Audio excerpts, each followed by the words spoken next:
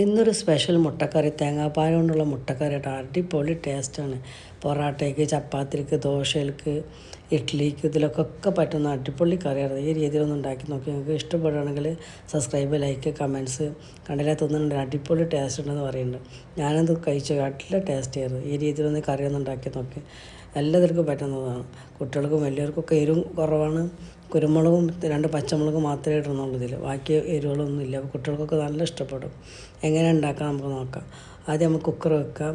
അതിലേക്ക് വെളിച്ചെണ്ണ ഒഴിച്ച് കൊടുക്കുക. നല്ല നാടൻ വെളിച്ചെണ്ണ ഒഴിച്ച് കൊടുക്കുക. എന്നിട്ട് പട്ട, ഗ്രാമ്പ്, തക്കോല, ഏലക്കായ്, കറാമ്പൂക്ക് ഇതൊക്കെ ഇട്ടിട്ടൊന്ന് പൊട്ടി വരുമ്പോൾ ഒരിത്തിരി ഇഞ്ചി മുറിച്ചിട്ട് കൊടുക്കുക. പിന്നെ അതിന് ഇത്തിരി വെളുത്തുള്ളി മുറിച്ച് 5-6 വെളുത്തുള്ളി മുറിച്ചിട്ട് കൊടുക്കുക. പിന്നെ 2 സവാള മുറിച്ചിട്ട് കൊടുക്കുക. അതിൽ ആവശ്യത്തിന് ഉപ്പിട്ട് കൊടുക്കുക.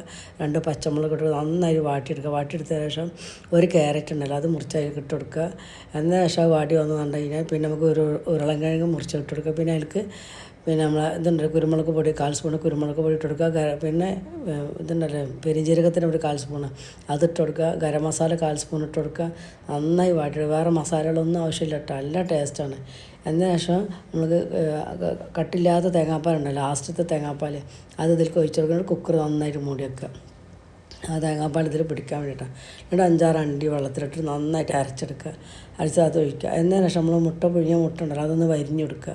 വരിഞ്ഞെടുത്ത ശേഷം ആ മുട്ട അതിൽ ഇട്ട് കൊടുക്കുക. മുട്ട ഇട്ടിട്ട് വീണ്ടും ഒന്ന് കുക്കർ മൂടി വെക്കുക. വിസിൽ ഇടണ്ട, ഒന്ന് മൂടി വെക്കുക. മൂടി വെച്ചതിന് ശേഷം നന്നായിട്ട് അടച്ച് തിളച്ച് കണ്ടു കഴിഞ്ഞാൽ പിന്നെ നമ്മളെ കട്ടിയുള്ള തേങ്ങാപ്പാലുണ്ടല്ലോ, ആദ്യത്തെ തേങ്ങാപ്പാൽ അതാണ്ട് എന്ത് ടേസ്റ്റ്, എന്ത് മണയെന്ന്. എന്നതിന് ശേഷം അതിലേക്ക് ഇത്തിരി മല്ലിച്ചപ്പ്, പുതിനൊക്കെ ഉണ്ടെന്നുണ്ടെങ്കിൽ അതൊക്കെ ഒന്ന് ഇട്ട് കൊടുക്കുക.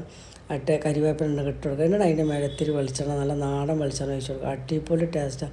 എന്നാൽ ഒരു ടേബിൾ സ്പൂൺ പഞ്ചസാര ഇട്ട് കൊടുക്കുക. നമ്മളെ കറി റെഡിയായി.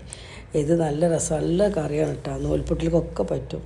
നല്ല ടേസ്റ്റ്. കുട്ടികൾക്ക് എരിവില്ല, അത്യാവശ്യത്തിന് എരിവുള്ളൂ. കുരുമുളകിൻ്റെയും പച്ചമുളകിൻ്റെ എരിവുള്ളൂ. അടിപൊളി രീതിയിലൊന്നും